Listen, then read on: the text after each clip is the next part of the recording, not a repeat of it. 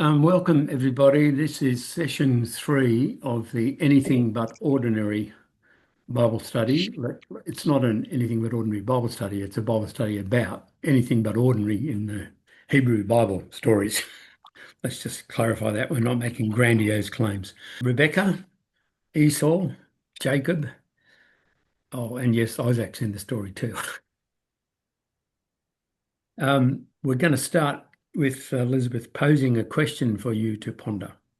So the rabbis note that there are 7 significant barren women in the Hebrew Bible.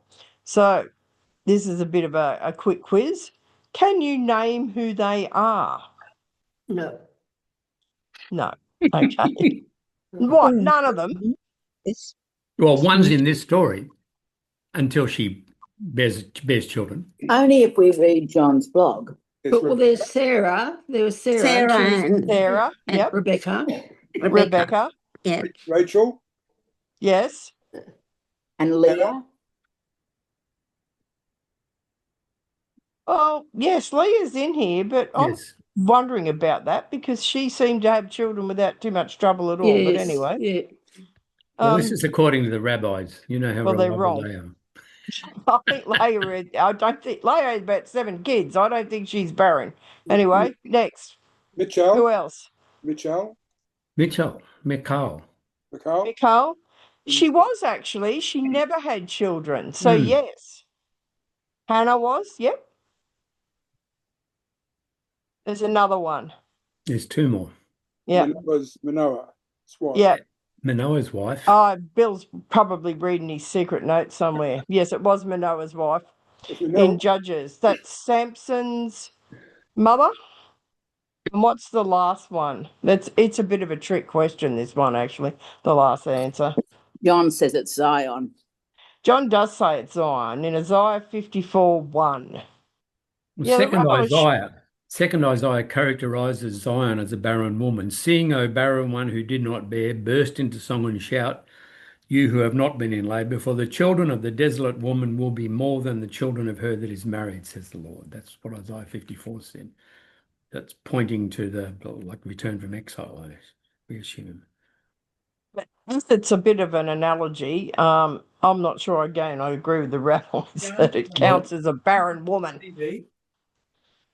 You've got to have 7. You've got to have 7. I think. No, Bill's right. Mikhail was barren because it says she never had children, so they've not counted her.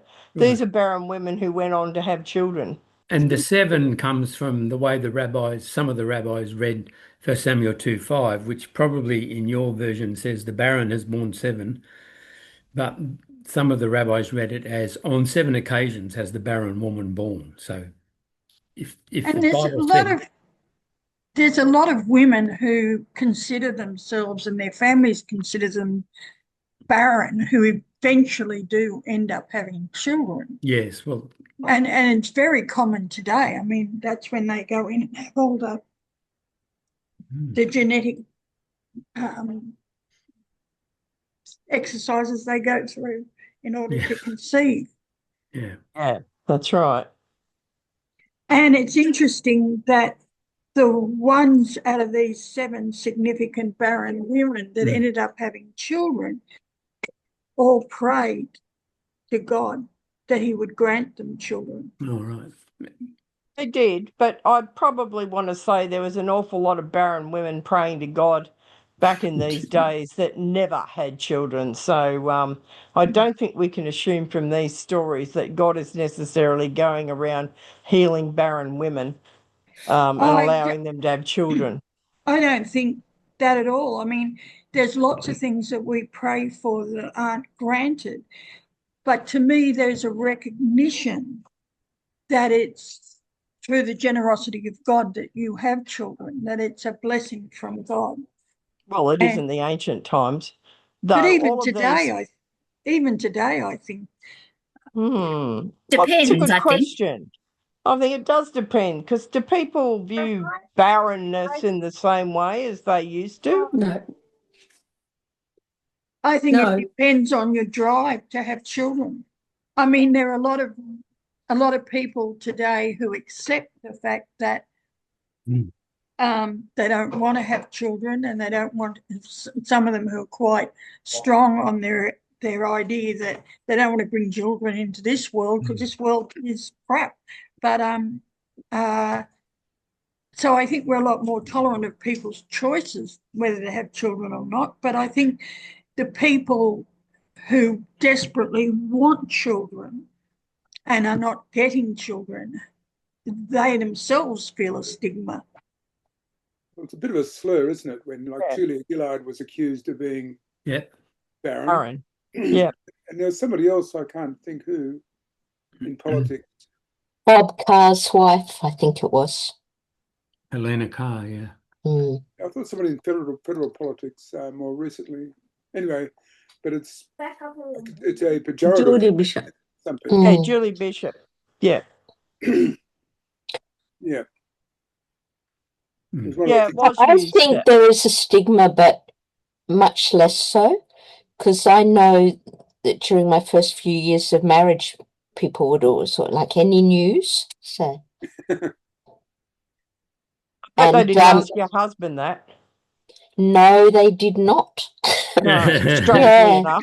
But sometimes they asked in his presence, and then and people might presume that I was such a career woman that I had chosen deliberately. There certainly was a stigma 30 years ago. I think that Cultural has stigmas. reduced, Yeah. Yeah. but probably not gone completely. Mm. It hasn't gone completely because I haven't had children and that was by my choice. But I also know that people always are a bit baffled because the first thing they ask me is, oh, how about your children or your grandchildren? Because it's something they assume that everybody has. Mm. Yeah. I think that's right. It's not an active discrimination, it's just that's how it is. Yeah. I In always order to ask be a woman, people, you have to have children. well, I always ask people, like if I am getting to know them better, I sometimes ask, do you have any family? Like, meaning, do you have a spouse, children? And that kind of, like, do you have any family kind of leaves it open for them to say, oh, I haven't met the right girl yet, or the right boy, or whatever. Yeah, they can kind of answer it however they like. Mm. It's, Mm. But see, even that implies that a woman has to have a man. Yeah. It implies that you ought to have It has. at least one of I these. think What I would say about a woman who has not born a child is clever girl. I don't like, do you have family? So I say, tell me about yourself. this is Yeah. after I've gotten to know them a little bit. Yeah, yeah. Right. Like I know that they're interested in cars or knitting or whatever. And I'm interested specifically in their personal situation, I guess. No, I like tell me about yourself, then where they can talk about their career or their family or their hobbies. Or whatever. It keeps it wide open. Yeah.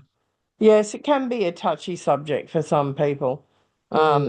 My sister desperately wanted children and went through all sorts of things that they do at infertility clinics, and it never happened for her, and she got very bitter and twisted about it. So it can be a bad thing for some people. Yeah. There's a Bluey episode about that. Oh. Mm. All right. Rebecca, for 20 years, is married. No contraception in those days, apart from abstaining, presumably. No children. And then, lo and behold, she did get pregnant. And when her time to give birth was at hand, there were twins in her womb. Twins. Where else in the Bible do we find twins? For people who haven't read my blog. Well, Thomas was a potential twin. Thomas is labelled as a twin, yeah. Yeah, we never meet his twin, but he's called Thomas the twin. Hmm.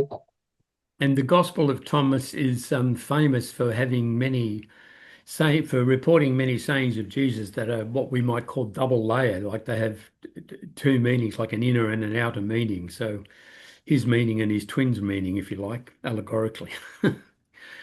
But yes, he's just Thomas the twin. I was reading that one of the antecedents of David, Yes. twin. There are twins. And Yes, they're there are. reduced the order of birth. Yes, that's Perez and Zerah were the twin sons of Tamar, who had had a liaison with Judah. And it's Perez who is the ancestor of King David. Why twins? What's the significance of twins? Well, it's quite hypothetical, but some interpreters have suggested that twins are a symbol of divine election, that if you were blessed with having two children for one, then God is particularly blessing you, and God is wanting to shift cultural norms. And in kinship societies, such as societies that are portrayed in Hebrew scripture, birth order is particularly important.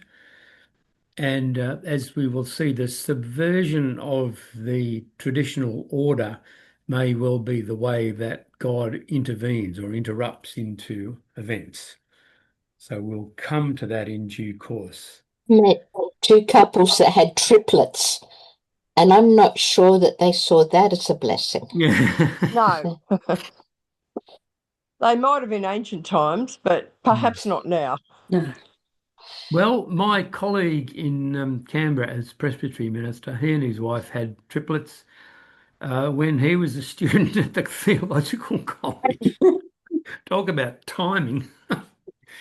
And anyway, they are adults now, and they seem to be very, very pleased and happy with their family.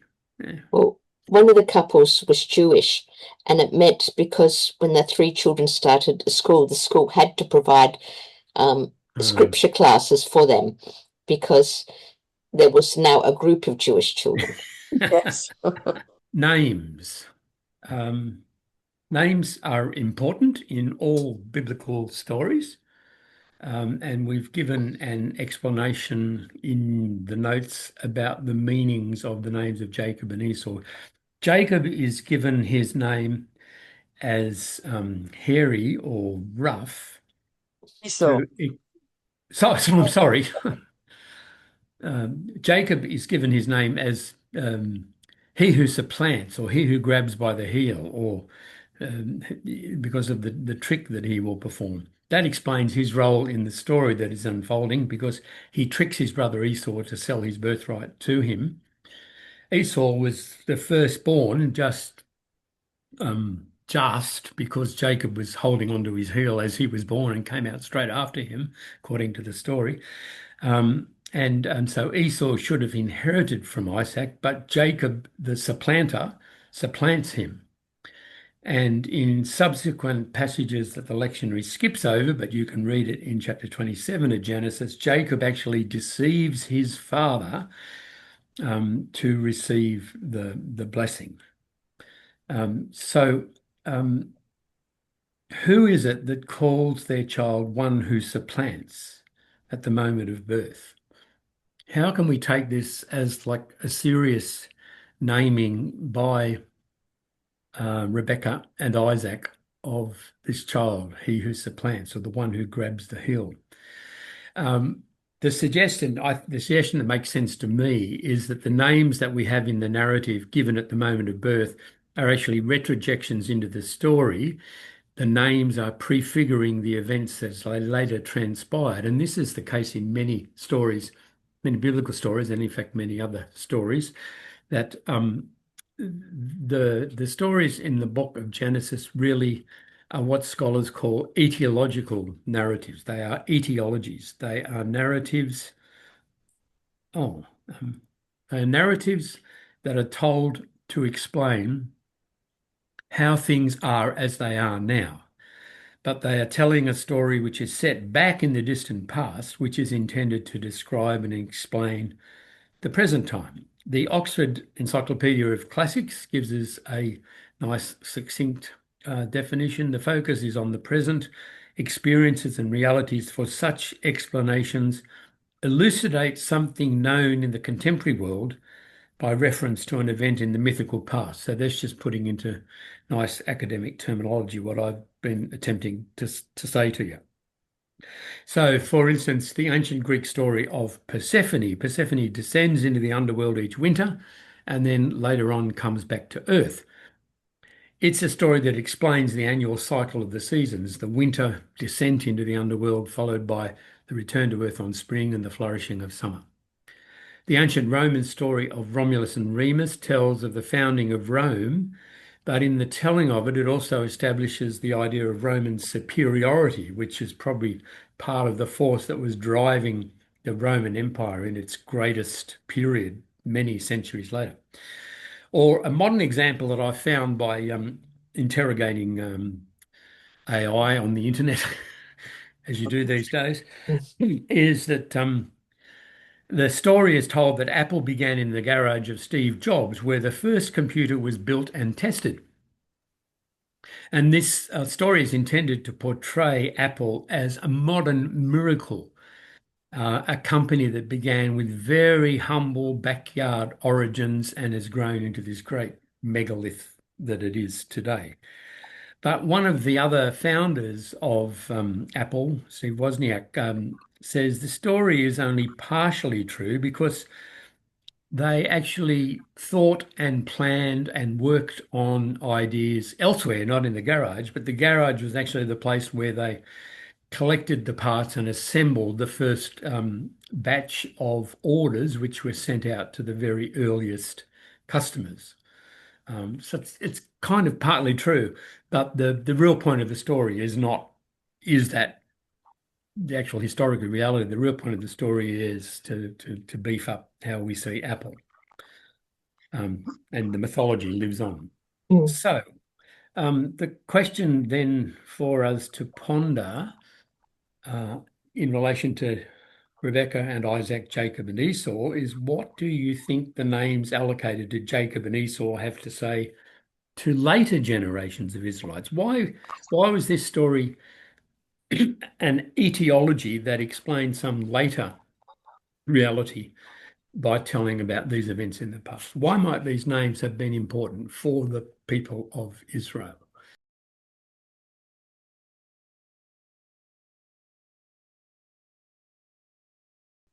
Well, how did you go with this question? Why do you think these names were important?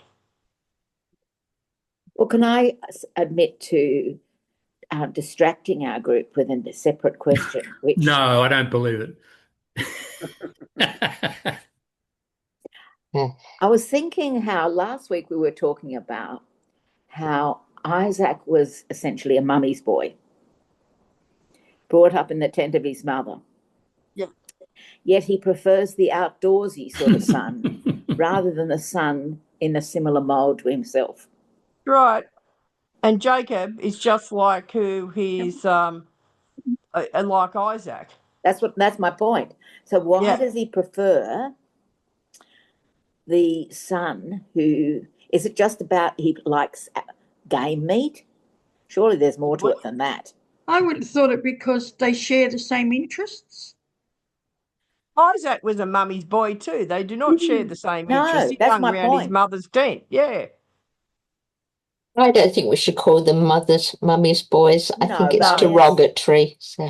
It is, Katie, and I apologise. I mean, I sort of tried to put it in quote marks, but I mean, he didn't live with his father. He only lived with his mother and in his mother's tent. And we were talking last week about, how that influenced him. And I suppose I was thinking about, here is history somewhat repeating itself with Jacob largely being brought up in the tent of his mother, whereas Esau is out and about and hunting, shooting, fishing, and he's an outdoors man.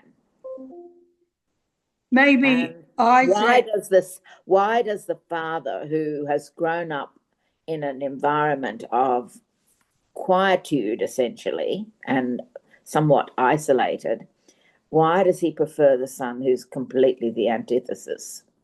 maybe he suffered from being called his mama's boy, and he yearned to be, well, I mean, it could be something that's throughout history, if you, and he's just basically desired to be manly, and he sees Esau as a manly man. Maybe that's it. Who knows? Esau is also a provider, which is important back in the Good point. whenever, 6th century BC or whenever this is meant to be said. Yeah, we did discuss the importance of food. It may even have been Jacob's response to his wife's preference and favoritism, because that often happens in a family relationship. You try to balance out the imbalance. So because Rebecca liked the quiet, sensitive boy and felt attracted to him, Jacob has responded the opposite, tried to balance things out. I've seen that happen in families. So we're kind of doing a psychological analysis of the characters Yes, of and this, that's all we can do. of I this mean, it's only story. Yeah, guesswork. at quite some distance. Yeah, I thought it's not a morality tale like the stories we're more familiar with. It's just a story of 4 really sneaky people And so I have that don't necessarily get happy endings either way. So, and I have distracted now the whole group, not just Yeah, well done, Elizabeth. Congratulations. Now, sorry. so Katie, I mean that's kind of my interest, that the people of Israel, the priests of Israel later on, collected these stories, and the historians sort of assembled them, and they became the saga of the people of Israel centuries later. So what have they got as the person for, and my next point is going to be about the change of names, which Jacob becomes Israel, but sort of to prefigure that. Why have they got this character who becomes so important in their national identity, who's a trickster, who's someone who grabs something that he shouldn't rightly have? I mean, he's like his mother in that regard. She is too. yeah, she was definitely a trickster. He's not the only one in that and whole Laban, yeah, his Is this on point? Is this on point, Elizabeth? Well, we could get on to ancient Greek stories now, because there were tricksters in those. There were lots of tricksters. Can I say, I think it's got to do with, you've got to explain why the Israelite nation descends from Jacob rather than Esau. But yes, but if they're writing the story years later, yeah, well, that's what I'm saying. They've got to explain why the younger son is the progenitor of the nation. Not necessarily, because they probably didn't have a clue who the younger or older son was. And it's usually in these stories the younger son that gets the birthright or the blessing, or maybe that's got to do with why they put it the way they did. We probably need a rabbi here to talk about symbolism in Jewish stories. No, you don't, because they'll give you 80 different versions, because that's what rabbis do. So no, it will just confuse things. Maybe it's just to prove the corruption of human nature, that we're all corrupt and this is what we're all capable of. Well, I don't know about that. I think that Katie's onto something with the trickster motif in ancient literature. It's very common through Greek, and it's also common through the ancient Near Eastern literature as well. And you've got people doing all sorts of interesting things, like stealing fire from gods to give to humans, and other trickster things. And there's always, for the common people, a lot of jubilation if someone of lowly origins managed to upset someone of richer origins. That seems to be also a common theme, not necessarily in this story, but that seems to be lauded and celebrated if you can pull a swifty on someone who's your social superior, shall we say, for want of a better word. So it's a real Australian story. Cut down the tall poppies. Yes. Jacob, the storyteller, felt that Jacob was more a malleable character. Was he now? And You sure well, about that, Rosemary? I don't think he was malleable at no, all. I'm But go talking on. about this. I'm talking about the storyteller being able to manipulate Jacob into a mold that he wanted to present to those that were listening to this story. Possibly. I Can't also discount it. question whether who's the tall poppy that you're tearing down? I mean, Isaac doesn't strike me as a tall poppy. No. Rebecca doesn't strike me as a tall poppy. No, but in the sense that it was Esau that you would have expected to inherit, and he didn't. So sort of. But Jacob was very successful. Yes, he was. Yeah. And he was successful by being an ass, basically, like his mother and his uncle. A trickster. Yes, let's face it. Yeah, Bill, what were you going to say? Well, it's just that these like foundational stories of the the beginnings of this big story of Israel. Yet we choose all these characters which are so terribly flawed and like fragile. Why would you choose? Because when these stories were being sort of put into like a more permanent form by the priests, I suppose, was during the exile John or some other period like that when they would have done this. They're cementing these stories into the narrative of the Hebrew people. So obviously there's something terribly meaningful that we're missing, or there's some element of truth, like this. It just happened to be these terribly broken people that were the foundations of this big nation. Terribly broken people to the people writing about them and reading or listening about these stories. Are they terribly broken to the people these were intended for? No. No, they're not. Rosemary's right. They are not. They're real people. Yeah, and tricksters were admired. Okay. Look at Samson. He's one of the heroes of Israel, and he's awful. Yep. And David? They usually are.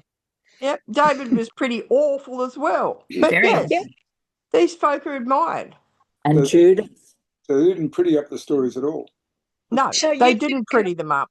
But we like to say it's because they're representing flawed characters in a broken world. Well, no, they're not. They're representing characters who are admired for their cunning and their skill set.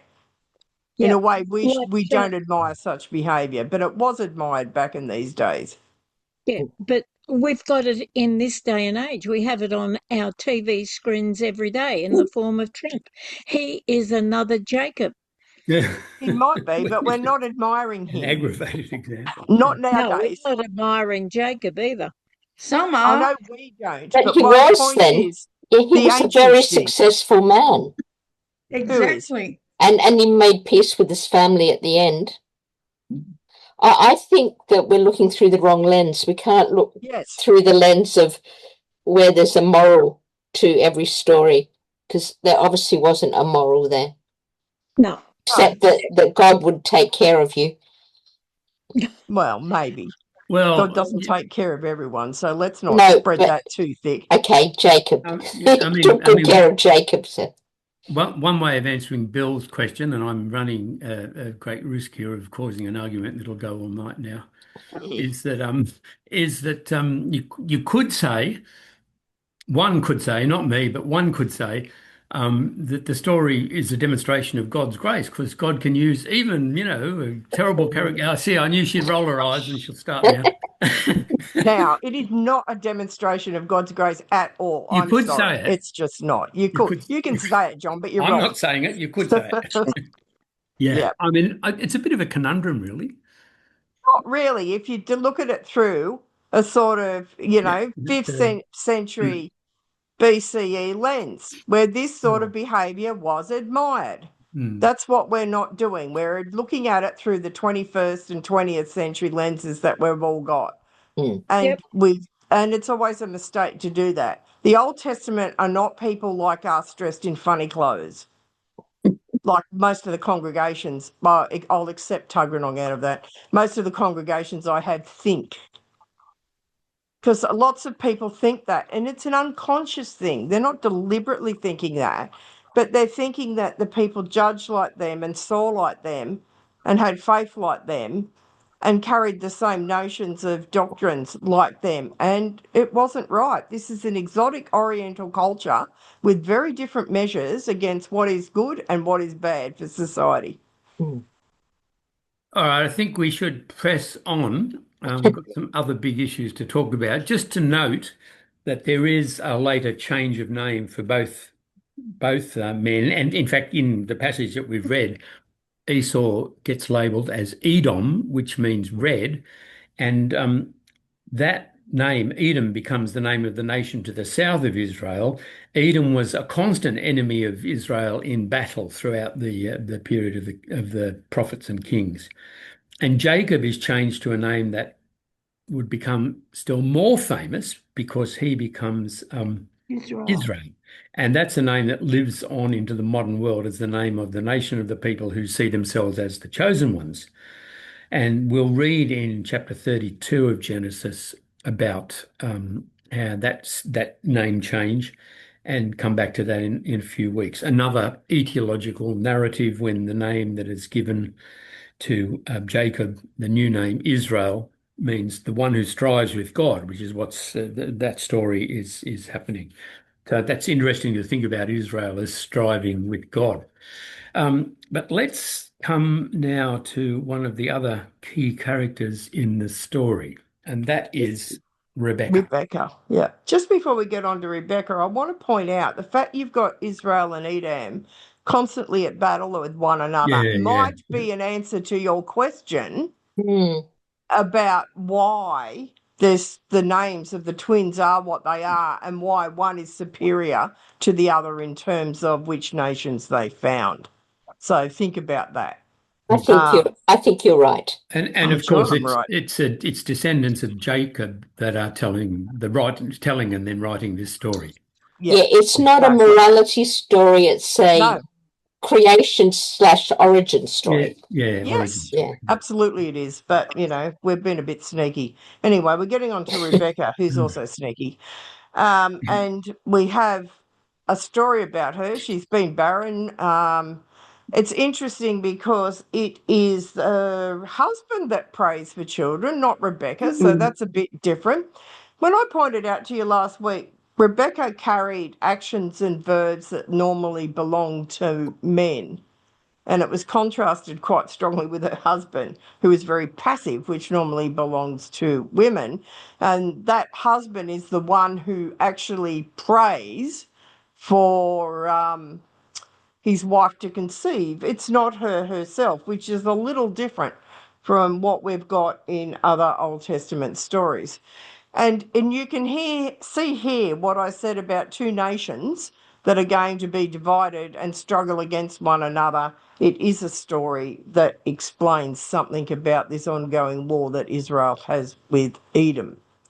And that's what God indeed predicts to Rebecca, because Edom was a constant enemy of Israel and, of course, quite close to Israel. So they had lots of things that they could fight over for quite some years. And, of course, Jacob's change of name to Israel, because he's striven with God and has prevailed, is again explaining something about Israel, the one who strives with God, which was the fate of Jacob on that night, and we'll get to that next week. And, of course, it becomes the fate of the nation over the next couple of millennia to follow. So the origin of names is really important in the Old Testament, and explaining why things are what they are through names is one of the ways that they pass that on, not just by telling a fable, but by what the name is. So Rebecca in a patriarchal world. So here she is. I don't know, does she want children? Isaac wants children, so he prays. We don't hear she's longing to be a mother. She's not Hannah, or she's not like Samson's mother. She doesn't get portrayed as being overly thankful for her situation. She questions why she has to endure such pain. Mm.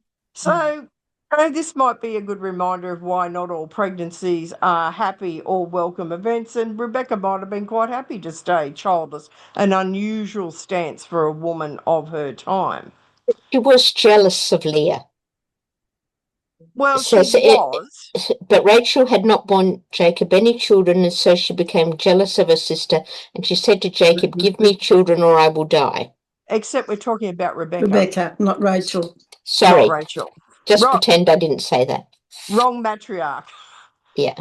Rebecca is considered the next to most important to Sarah, probably because she's married Isaac and will become the mother of Israel. So Isaac petitions God, Rebecca complains, and this is an unusual occurrence because while Isaac's made the position, God speaks directly to her. She speaks to God and gets a reply. And that's quite unusual because women don't generally have that direct sort of conversation with God. The closest you get is probably Hagar and also Samson's mother, who talks to an angel.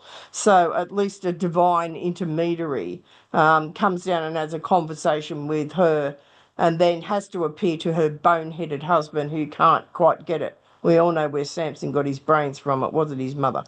So Rebecca has favoured Jacob.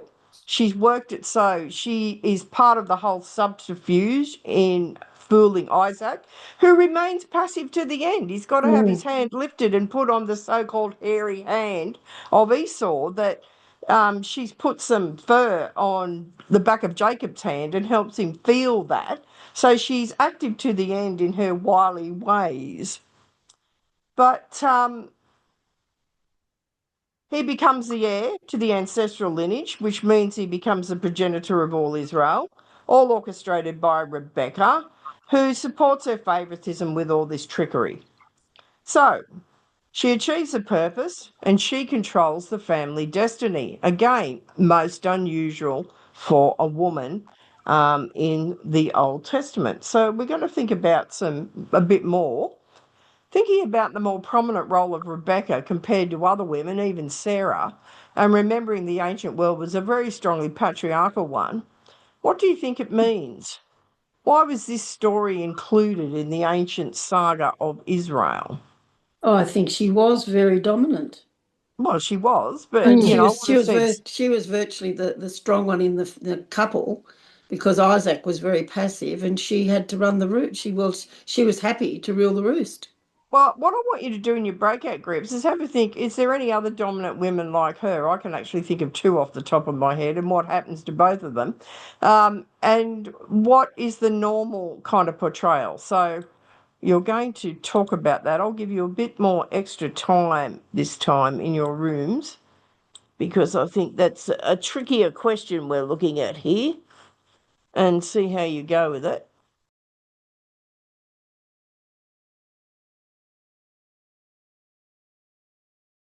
Okay, how did you go with those questions? Deborah, Judges, and Esther. Right. They're not the two I had in mind. Deborah is still performing within a role. She's a role of a judge, but she's not actually bending the stereotype really, other than she is in that role, if you get what I mean. Yeah. And Esther is using her feminine wiles to get the king on side. So is she really being a Rebecca? She's advised by Mordecai. She's doing what her uncle tells her. Yep. What about Ruth? I think she was a trickster. Another clever woman that managed to save herself and her people through her wiles. But what else did she have in those times? Feminine wiles. I Yes. don't think she was a trickster. I think she was very overt about using her feminine wiles. I don't think there was any trickery about it. But she was told to do what she did by a man. Now, she had the bravery to do it, so we're not taking that away from her. But there was a bloke behind the scenes. What about She Ruth? consulted him. So.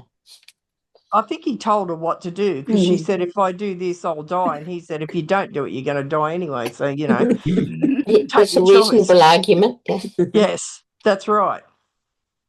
Okay, who Right. did you have? Well, I'm going to see who. Does anyone else come up with anybody? I thought Ruth. Huldah. So did I. Hulda's within a role, Mm. though. She's, again, like Deborah, she's sitting within a role. She's not a trickster. She does what the king asks her to do. Are you after tricksters? I am after tricksters. I'm after subversive women who are bucking the stereotype.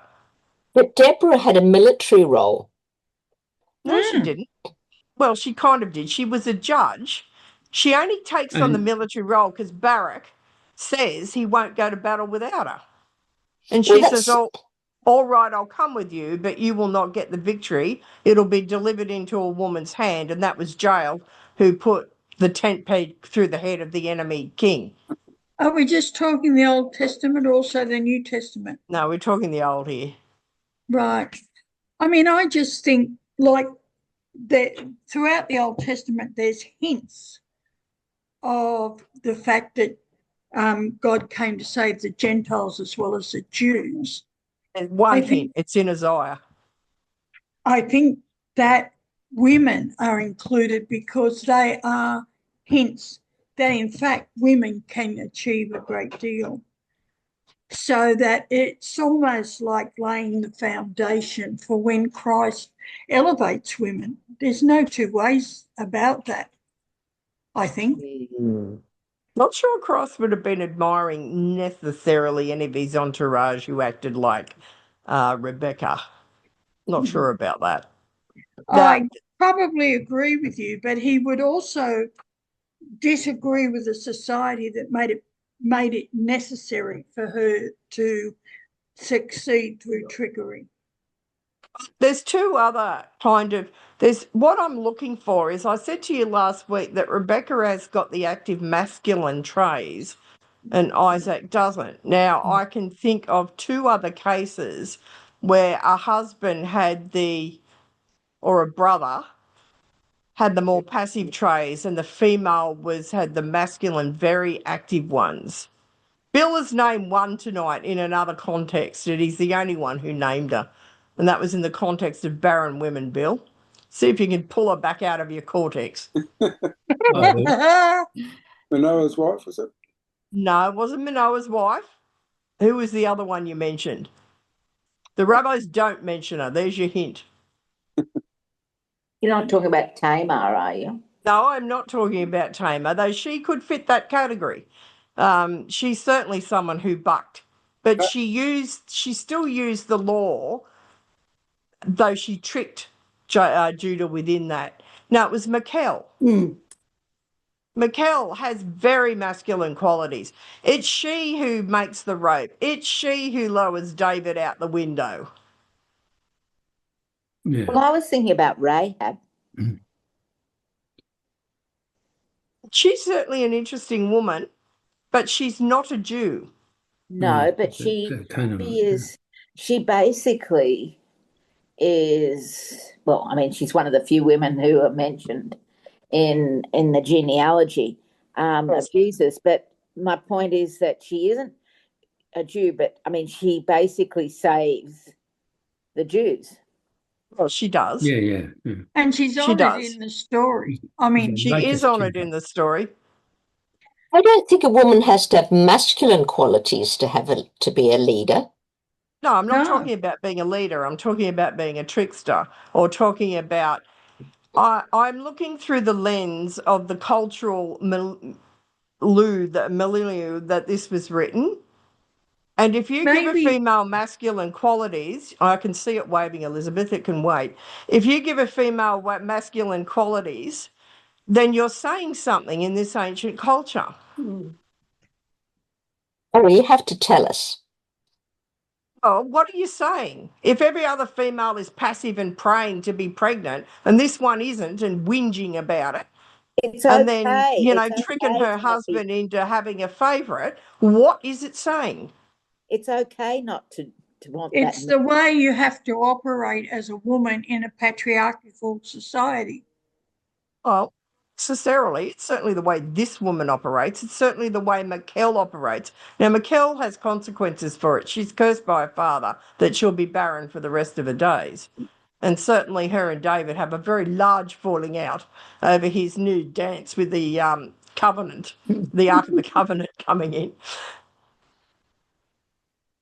And again, she's not passive. She speaks her mind to him as the king and says, you disgraced yourself. And he says, I don't care what you think. And, you know, hence the great falling out after she saved his life. The other one is the woman of Endor. She has all the masculine qualities and Saul has all the feminine ones in that story. It's unusual. Well, the point that I was, might I speak? You may speak now, yes. Thank you. The point that I made in our group was that, like last week, maybe there was a moral in the story about the non-sacrifice of Isaac, that child sacrifice was not right. Maybe here there's a story about it's okay for women to be strong and decision makers and manipulators as opposed to being completely passive. Well, she's second in preference or second in line as matriarch to Sarah, so that's possible. All right, next question, I think. Well, we're looking at the comparison between Jacob and Esau. So when the children are born, there's obviously a clear difference between their characters. We've already noted that Esau goes hunting and a fishing, and he's a hairy man with the kind of insinuation that he's a bit more of a rough fellow and he's out hunting and in the fields, where Jacob is described as a quiet man who lives in tents. That's a fairly feminine characteristic, which because that's traditionally associated more with women than men. And as we've noted, Esau, the outdoorsman, is his father's favourite. Interesting, seeing Isaac did exactly the same thing as Jacob apparently is doing. And Jacob, the indoor boy, is his mother's favourite, who's the very active character in these particular stories. So what kinds of stereotypical behaviours are attached to these two different personalities? And how do we operate by gender stereotypes today? And what harms can this cause? And what role might the church have in addressing this particular area? We've only got a few of you here tonight, so we might stay in the big group for this one. How do you feel about these questions? I think we've come up a long way in a short time in terms of looking at gender issues as not as accepting it's part of the human condition and loving people regardless of their gender disposition, as I'll call it. So I think we've come a long way in a few years, but the history of it is torturous. The history's not great. And even today, if you look at somewhere like the United States of America, you've got very clear divides between, you know, manly men tell their wife what to do and they go hunting and fishing and they own 500 guns, more or less. And that's what you do as a manly man. And people hitting against that will be criticised as communist or lefties or behaving in a kind of very feminine way. So that stereotype's still out there in the world today, but I think you're right. There's many people who've moved beyond that. Yeah. Thank goodness. Well, indeed. So, interestingly enough, the rabbis recognise 6 genders. That is not commonly known. The ancient rabbis actually recognised 6 genders, and they were women who preferred women, men who preferred men, men who were born biologically men but wanted to be women, women who were born biologically women who felt they wanted to be men, as well as, you know, what we'd call heterosexual behaviour. So that is not widely known. It's not biblical, but it's certainly in the ancient rabbinic writings. What were the other 2? You've only mentioned 4. There were other 2, and I'm just trying to think of what they were, and I can't, but they were the main ones. Were was one of them those who couldn't recognise, they didn't have a preference either way? No, it wasn't. It was more likely a woman who thought she was a man but preferred men, I think, and men who thought they were women but preferred women. It's interesting that it's been around for a very long time. That's been around for a very long time. Mm. Yeah, there's lots of Absolutely it has. cultures. There's lots of cultures that recognize more than two genders. Yes. And even in nature, you will find that there are two female pairings and male pairings Oh, in I heard nature. a doco about it, a podcast or something about it. Pairings. Oh, it was What the Duck, on the ABC podcast. There was Penguins. pairings of female, not seagulls, but some seabird that like they would mate with a male but come back to their female partner and both females would share the nest and looking after the chicks and And there's gay penguins that look after eggs and hatch them. yeah. That's quite common. Now, Katie, I think, has put something into the chat that you can look up about the ancient rabbis. Yes, with all the different kinds, the six recognitions. So you might like to copy that if you're actually interested in that. She's listed in there. So ancient Jewish texts did recognise it. So it is not a new thing. And if the rabbis recognise it, I'd venture to say so, which should we? But, yeah. Mm. And we've seen that if we do not address these, they can cause immense harm of abuse and people feeling that they're being driven to suicide because they can't actually be who they are. So none of this is a good thing.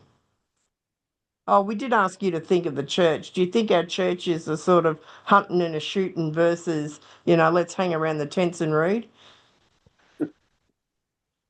Some. Definitely hanging around the tents.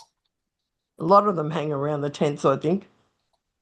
There are some, again, let me look at the American nationalist movement, Christian movement, where they're, hunting, fishing and shooting probably, and the woman stays at home and gets pregnant is probably the norm in some of those. I'm not saying these people are a majority, but they're there.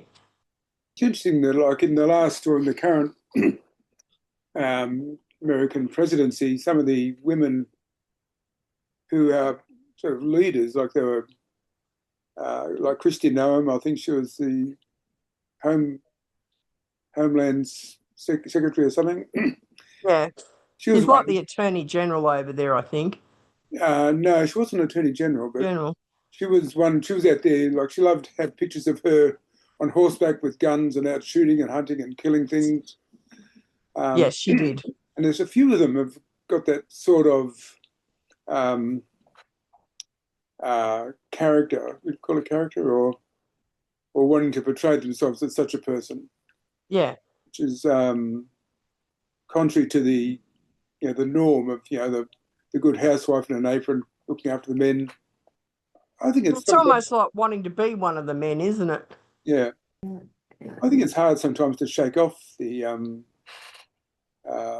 old stereotypes, like not personally so much, but like even then, but you find sometimes in your thinking that things might bubble up and you think, oh, hang on, that's not right. But there's maybe it's something embedded deep in our psyche that we have to continue to refute. It's interesting. At church council one time, there was one of the blokes made a suggestion that he didn't feel the need to ask permission, and nobody felt the need to object or say, hang on a minute. But had I made the same suggestion, there would have been a lot of pushback and it would have been a completely different reaction. And I think partly it's because a lot of them have known me since I was 3, so they see me as like a little kid still. But yeah, I see that very subtle gender disparity even in our local church. Yes, I think that's right, Sherry. I think it's alive and well. There's a phenomena. If you watch the Women in Parliament series that the ABC did, where they interviewed a lot of quite high up the ladder women politicians, Julie Bishop, I think, raised it and they all agreed. But you're sitting in a meeting with men and you make a suggestion and there's dead silence, and then four men down the track as it's going round the circle, one of them will make exactly the same suggestion as you did and claim it as their own, and everyone will say, well, that's a great idea. It's a very, very common phenomenon with women in meetings. Very, very common. And I know I've experienced it enough that I don't put up with it now because I'm old and cranky. And if anyone does it, I will call them out and I'll say, I just said that and you all sat there like idiots. So why is it now so exciting coming out of Fred's mouth over there? It's interesting in the political world how the Teals, who are a group of very strong, intelligent and articulate women, one side of politics wants to sort of demean them or treat them as not quite being relevant or having a proper place in that parliament. Yeah, that's right. And they're put down in many ways, and a lot of it is they're quite gendered slurs. Yeah. And you'll find that women online, particularly female reporters, are the recipients of sexualised violence in outstandingly huge numbers. Really? Absolutely. They're threatened with rape, with all sorts of nasty things happening to them, with death threats and all manner of really terrible things. And female journalists cop it more than any other category of female out there, which is interesting. But so it's still alive and well in our world today. And it probably shouldn't be, because some people just feel threatened by strong women, which is interesting. Or they feel threatened by someone who's not white and straight. I find it really interesting when someone comments on if a famous actor or politician or someone in the church turns out to be gay or lesbian. There's often a lot of commentary about it. Oh, they're lesbian or they're gay. So, like, why are you commenting on it? Yeah, exactly. So, yes. So it is alive and well, and probably as church people we should be on the alert for it, because it's to bring that G word back in, grace. It's not particularly gracious if we're going to put people down for their gender or for how they identify themselves. And it can lead to all sorts of other problems that may not have been foreseen. Well, we better move on to our last section, I think. One last thing, and I forgot to put this question on the resources, so it'll come as a surprise to you, but never mind. It's a good way to finish. In thinking about why this story was preserved and passed on and what role it might have played in the identity of Israel, we need to come back to the idea of the firstborn as the supplanter. Sorry, the firstborn and the secondborn as the supplanter of the firstborn by playing a trick. Isaac is, if we go back a generation, Isaac was not the firstborn of Abraham. Ishmael was, although of course to a different mother. But Isaac was the one that's preferred over Ishmael. Jacob, of course, gained the birthright of his slightly older twin brother Esau by his trickery. Joseph gained ascendancy over his many older brothers through the long saga that's told at the end of Genesis. And in fact, in some of the Psalms, Israel is known as the people of Joseph, not as the people of David or the people of Abraham, but the people of Joseph. At the end of his life, Jacob blesses the younger son of Joseph, who was Ephraim, rather than his older son Manasseh. Moses was a great spokesperson for Israel while they were in Egypt and led the people out of slavery, but he was the younger brother. Aaron, the priest, was his older brother. And of course, the great king of Israel, according to many of the the stories and Psalms and so on. David was The youngest. younger than 7 others. He was more handsome than them, apparently, but God doesn't look on the outside. Why did God emphasize it so much?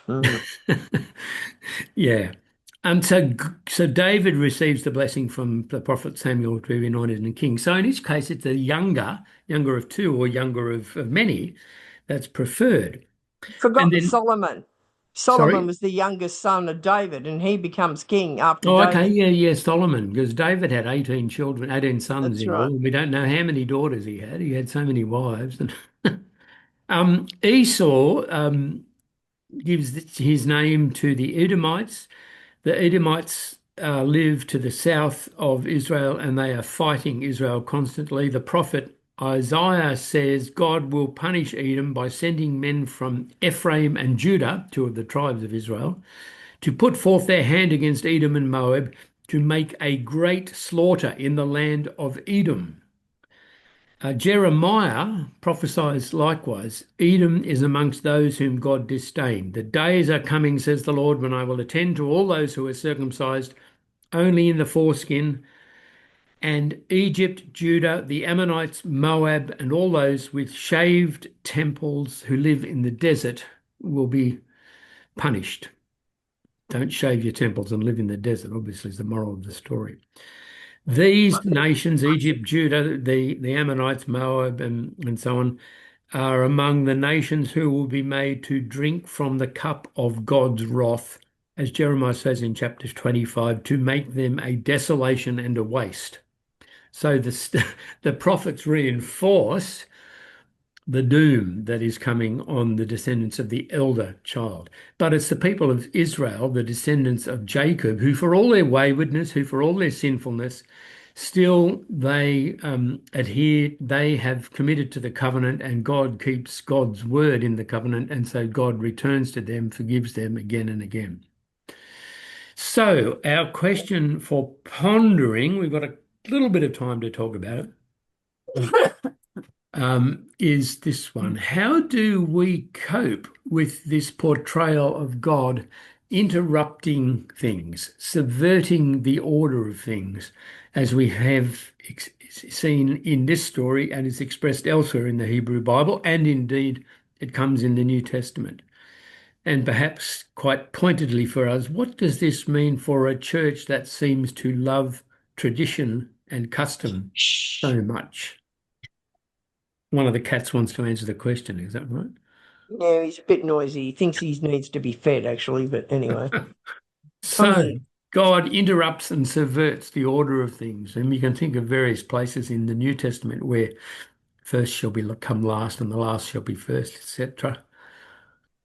Is this a portrayal of God that we're familiar with? And how does this shape who we are as the church? I'm not sure that the Uniting Church any longer seems to love tradition and custom as much as right. other denominations. Mm. I think they're quite forward thinking, I think. Except all the battles that go on about hymns. Yeah. And whether we There are use the certain areas where communion it's still table alive, or yeah. another table put somewhere else. Oh, yes, the battles about tables. And whether we have the announcements before birthdays or after. Oh, man. Pat, what have you started? Yeah, exactly. But I think the Uniting Church is really challenging a lot of what was tradition and custom. And I think that's a good thing. I don't think that we've gone as far as perhaps we need to, but we're certainly challenging those things. Yeah, the Vic-Tas Synod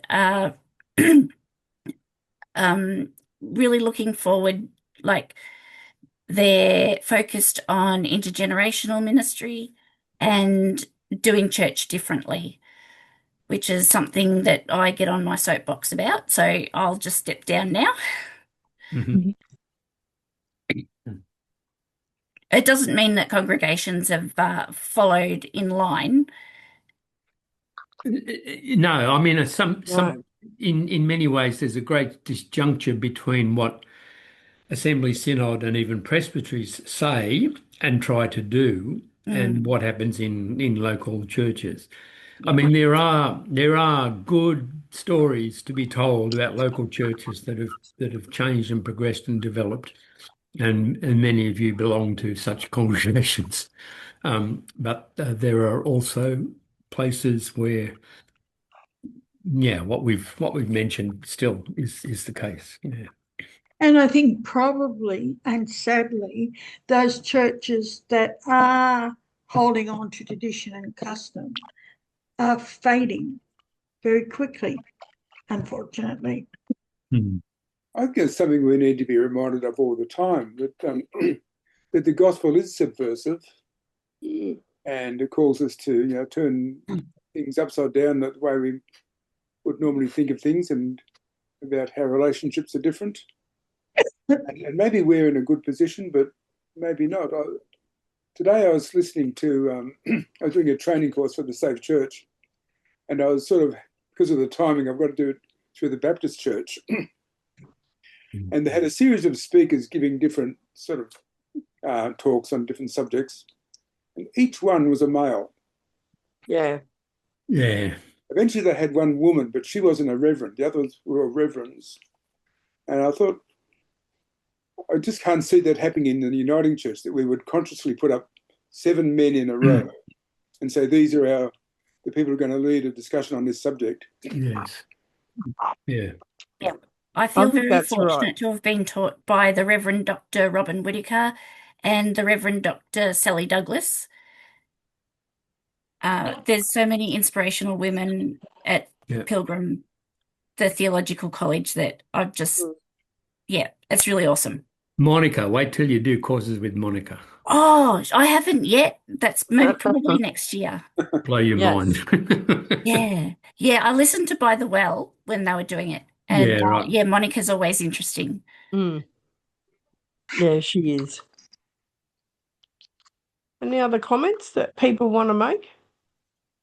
Oh, our church, the whole idea of moving with the times, we've been struggling a bit with some older people. There's some older people that just love having the kids in church.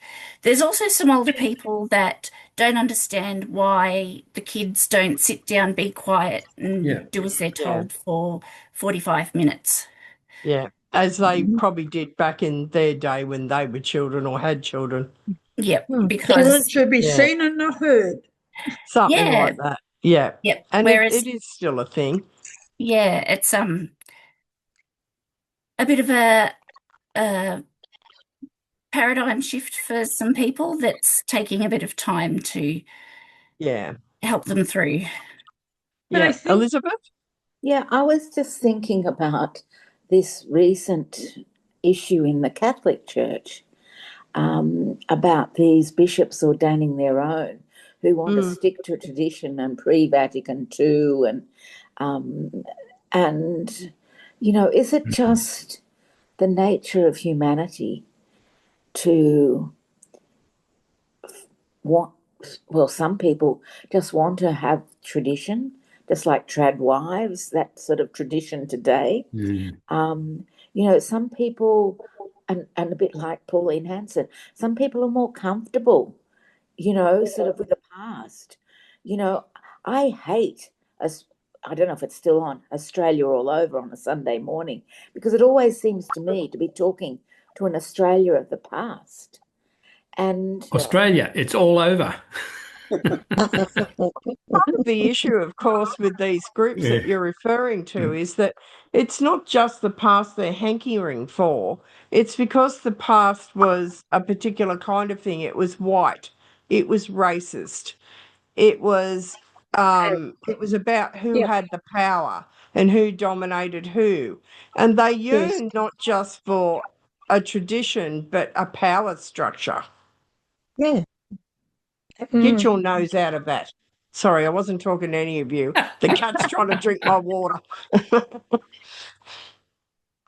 What's the cat is like? just Felix, see a bit what of an you've done? ear or a bit of a face now. There he is. You can see he's there. But, I mean, is Oh, it just there's in our another option. nature to be, you know, not us personally, of course, to have contrariness? Like my cat. Oh, you can have a look at him now. There he is. Oh, he's beautiful. Beautiful. Yeah. Yes. What a And he's fur huge. he is. You big fat thing. Get up there. Yeah. You're talking to me. No, not here. Talking to the cat, who, as far as cats go, is a big cat. Anyway, but Does it that is an cat- ongoing thing. Does that cat like the vegetables John Cook Gardens produces? The cat? No, the cat was. No, he's a carnivore through and through. They'd Well, probably cats like are. chickens, but not in a good way. They're all three of them are in here now because It's, they think they should be fed. But anyway, Yeah. We probably should draw to a close. We started 4 minutes late, and it's now 4 minutes after closing time. So thank you very much for tonight. And next week we are doing Jacob and his ladder, encountering the divine out of the ordinary.